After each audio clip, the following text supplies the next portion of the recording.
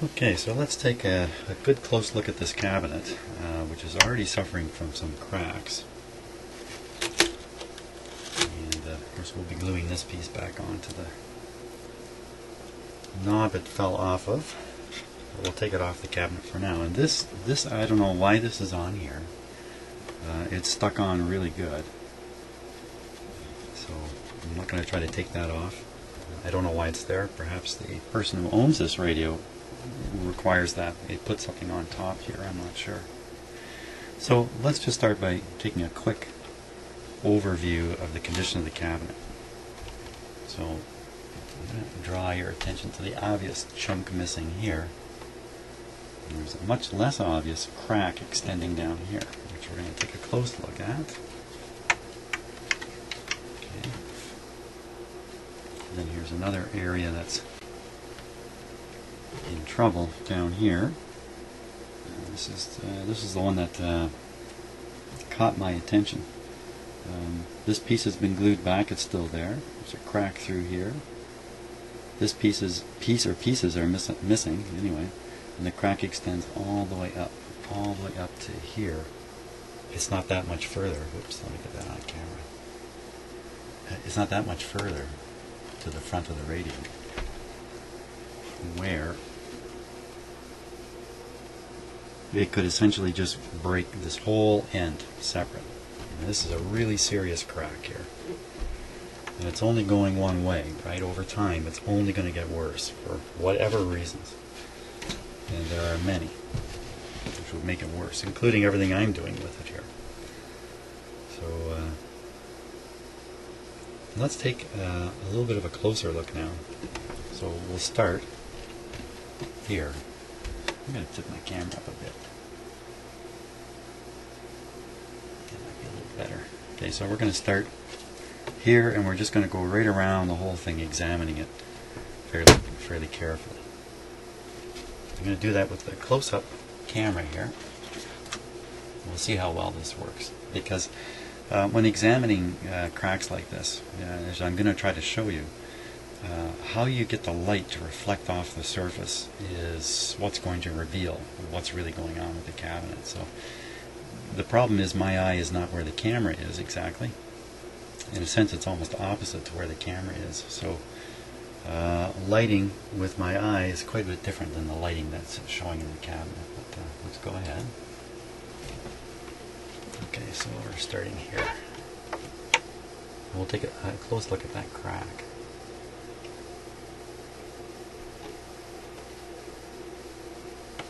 It's not.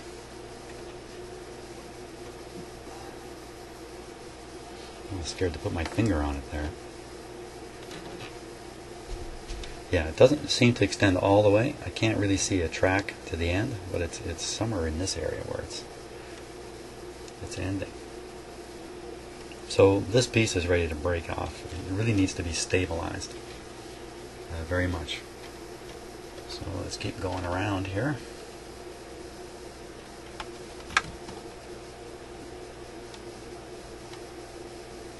Okay, so I'm looking at all the corners, trying to spot anything.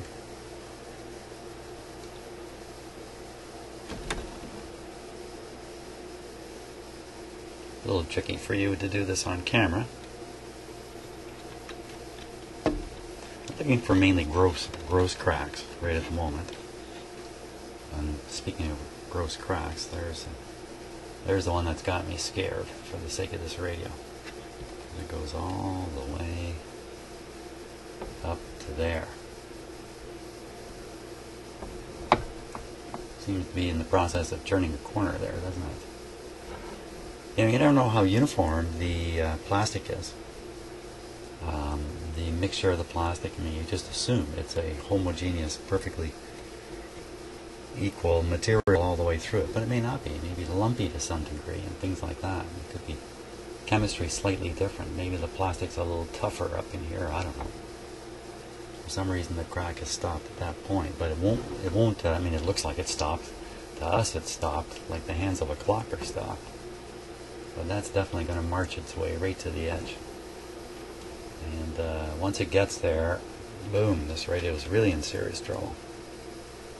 So we certainly don't want that to happen. Okay.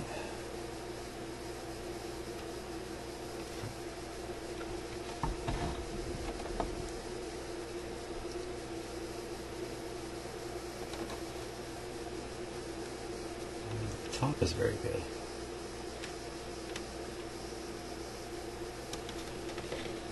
Okay, so we've gone around. Now, just with a bit of different lighting here.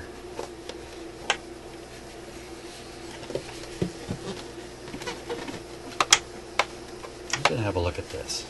Tell me what you think. These are my observations, and I've seen this tons, and you've probably noticed it too. So I'm just getting the light right here. A little tricky because my computer screen has the image backwards from what it really is, so I have to learn to move left and right. So if you haven't caught it yet, what it is I'm kind of focusing on, it's this crack right here. Now, is that really a crack? That's my question. Wow, this is really kind of tough. So you can see it goes over to this circle. Okay, and there's another one. You can see the other line, mark, impression, I'm not sure what to call it. Goes over to this circle. Well, that's not too surprising if you know anything about stress in materials. Okay, and you can see there's actually a crack or some kind of line extending right through.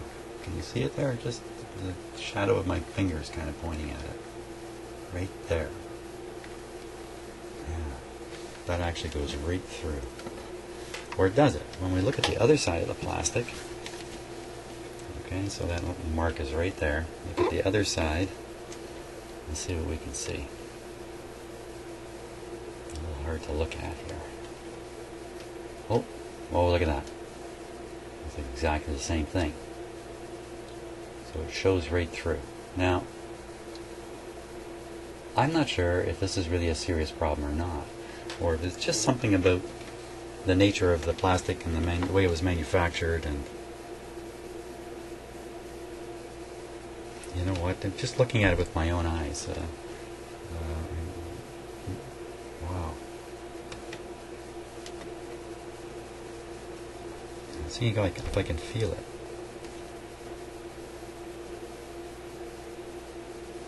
Okay, so I'm closing my eyes while I'm doing this.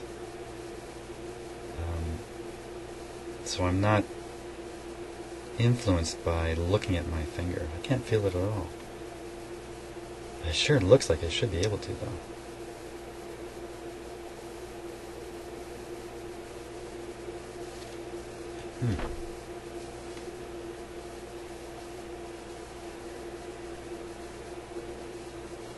No, you know, I cannot feel that anywhere. But it's really pretty easy to see. Now, my question would be, is that a crack in the making? Is that something that we should be doing something about? There's another area. Let me just get the light right here if I can. I can't. I must think backwards. And it's not showing up very good. There it is. Right on the edge of the light. There is definitely some kind of angular change in the surface of the plastic, because you can see right where that line is. I hope you're looking at what I'm looking at.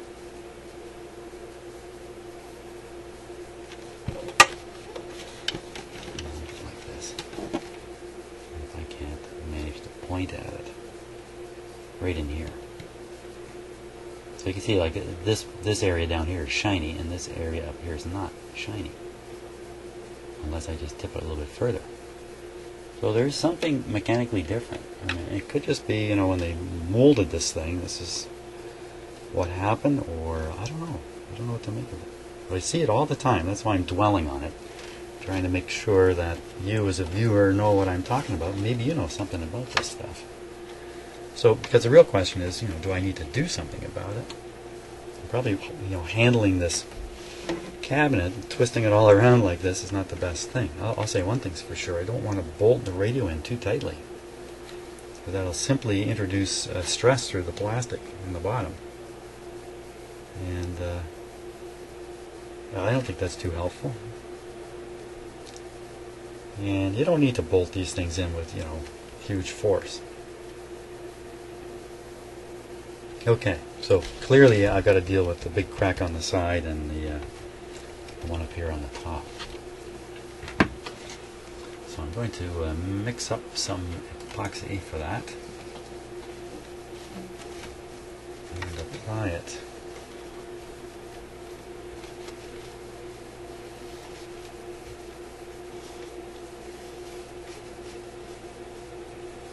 Yeah. It's not going to make the mark disappear. What I have to decide is, should I apply it just on the inside, where I can apply, generous amounts and nobody's going to see it, and who cares? Or on the outside also. It's tricky, but you can apply very small amounts, but it's that much more visible. Instead of looking at a fine crack, you'd be looking at a fine crack covered with glue. I think this needs to be cleaned better too before I start putting glue on it. Something funny has happened to this cabinet. Let me see if I can find a really distinct area that while we're studying cabinets and pondering plastic. Yeah, okay. Let me go back to the close-up camera here. Oh, that's good. Now, let's see if we can get this to show up.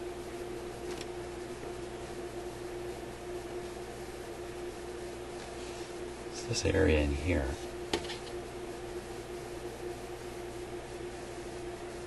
There. Oh, it's too far away. No focus. There. So you see there's a pattern impressed right into the top of the plastic. Anybody want to hazard a guess as to what happened there? And the guy threw his red hot socks on there. That actually is this whole area has that. There's a very sudden and stopping edge right here, where it very clearly comes and stops. A doily. No, that's no. But then there's something funny going on just behind this the black dot of mystery.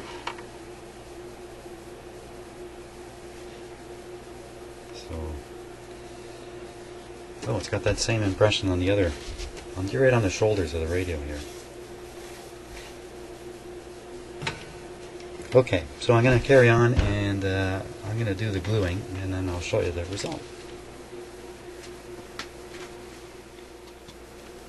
Okay, so I finished gluing the there's my epoxy all dried up. And that's what I use, these sticks here, skewers, cooking skewers or whatever. Really cheap, get them in the grocery store, and they're real handy in a shop like this. Like gigantic toothpicks, really. So let's take a closer look now. I'll just explain what I've done here. It's nothing too complicated, that's for sure. So there you can see the epoxy on the outside of the crack. Looks like I just could add a little bit more there, but easy to see now with the camera. I stuck a little bit down right in the fissure there, if I can call it that. And on the back side I was a little more liberal with the amount I put on. It's kind of drooping there, isn't it? But it must be pretty solid already. It's been a couple minutes. Yikes. I don't think that's really a problem. In fact, maybe that shape might actually be more mechanically solid. There's a lot of air bubbles in it too. I didn't couldn't see that with my eye. But then see that little bit of glue right at the end there? That's in anticipation of the crack moving forward. If it should, it's going to encounter this rib here I've stuck on there. My imagination is telling me that's going to help. And here's the other side of it here. You can see the glue. There's another one of those sort of semicircle of glue there to try to catch the crack should it continue on. And I put a fair bit of epoxy right at the end of the crack there. Try to stop it from propagating any further. What did I do on the outside? I don't think I did anything on the outside here. You really can't see. Anyway, I left it because I think I'm going to make an ugly mess of it. Plus my epoxy went hard. I actually wouldn't have been able to do it. Well, that's not another crack there, is it?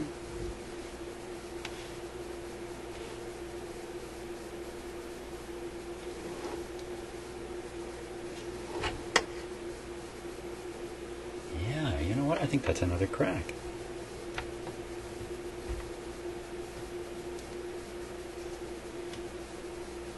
Huh. Okay, I'm going to mix up a little more epoxy here. Man, you know, doing this with the camera is great. Yeah, and you know, I think there might even be a hairline crack up near the top there. I'll show you where I mean. Pretty hard to describe these things. Right here. Oh, no, it's a piece of dust. But that might be a crack. We'll just goob this area up here with, hey, you know what?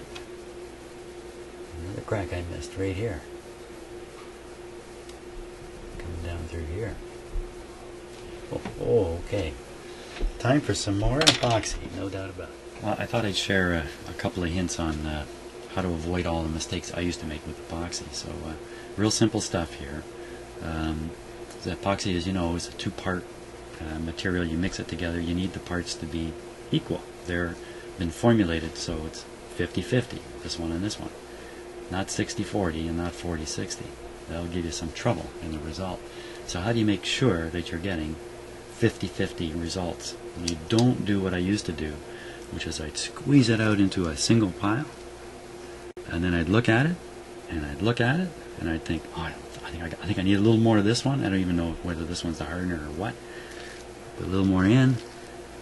Okay, I think I got it 50-50. Yeah, dumb. So here's how you make sure it's 50-50. You put this down on your surface, squeeze a little until it gets going. Hey, nothing's going. There we go. And then you make a strip like this. And then you can see for sure that you've got it 50-50. That's my big hint. Don't make a pile.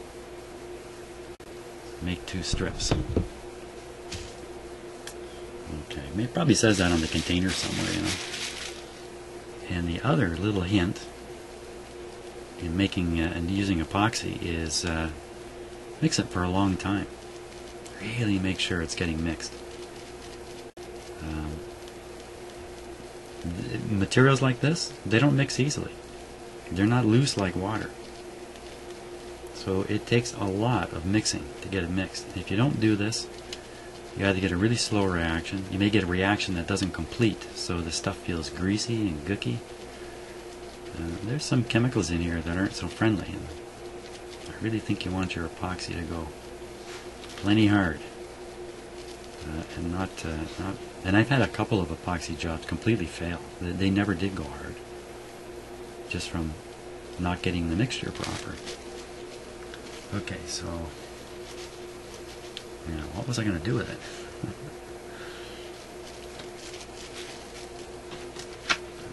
Okay. Well, I might as well show you this because it can only last a couple minutes before the stuff gets hard. So, okay, so I position the work so that gravity will be on my side. I won't be working against gravity. And I just start applying it here. Can't waste any time now.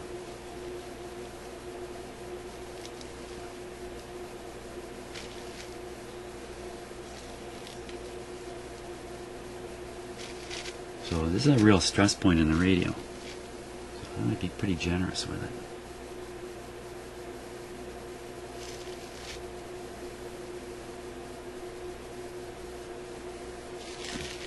You really need some mechanical strength in here, so I'm kind of ladling it on.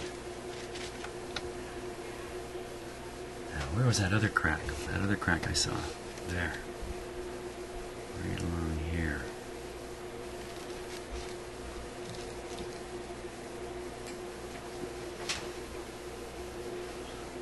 Okay.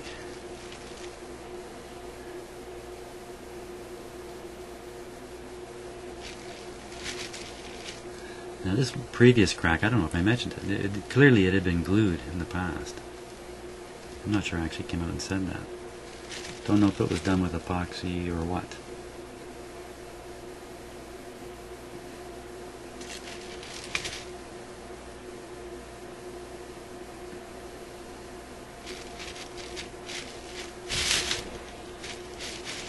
Uh-oh, getting a little sticky. So our last little bit now, there was a spot I'd missed. Right up in here. Quick, man. Oh, might be too late. As soon as you start seeing strings come back from it, you're finished pretty well. Ooh, yeah. Darn it. Okay. There we go, and that's it.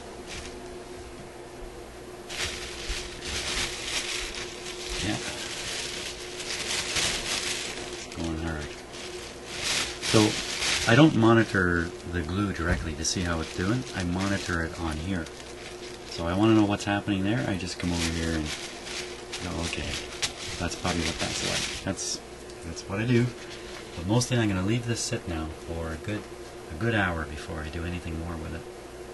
Before I do anything more with it, I'll be checking it to make sure it has gone hard. But I'm sure it's going to. So, thanks for watching.